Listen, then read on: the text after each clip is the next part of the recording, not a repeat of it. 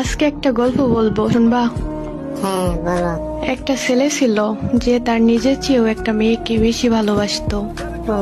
তারপর? একদিন তাদের মাঝে ঝগড়া হয়। ঝগড়াটা ছোট ছিল, কিন্তু নীরবতাটা ভয়ঙ্কর। বেশি ভালোবাসা মনে হয় ক্ষতি করে, তাই না? হ্যাঁ করে, যখন মানুষটা চুপ হয়ে যায়। তখন ছেলেটা কি করলো? সে বুঝে গেছিল ভুলটা তারই। তারপর কি হলো? রাত 12টায় প্রথম মেসেজ পাঠাই, সরি আমার ভুল হয়েছে। মেয়েটা রিপ্লাই দেয়নি? না, রিপ্লাই দেয়নি। কেন? কারণ রাগে সে ফোনটা পাশে রেখে ঘুমিয়ে পড়ে, আর ছেলেটা ঘুমাতে পারেনি। তারপর? একটার পর একটা কল আর মেসেজ দেয়, স্ক্রিনে রিং যায় আর কেটে যায়। তাও রিপ্লাই দেয়নি? না, প্রতিটা রিং এর সাথে ছেলেটার বুক একটু একটু করে ভেঙে যায়। সে থামেনি? থামেনি। রাত 3টার পর আবার মেসেজ দেয়, একটু কথা বলো প্লিজ, আমি ঠিক হয়ে যাব। মেয়েটা তখন কি চুপ করেছিল?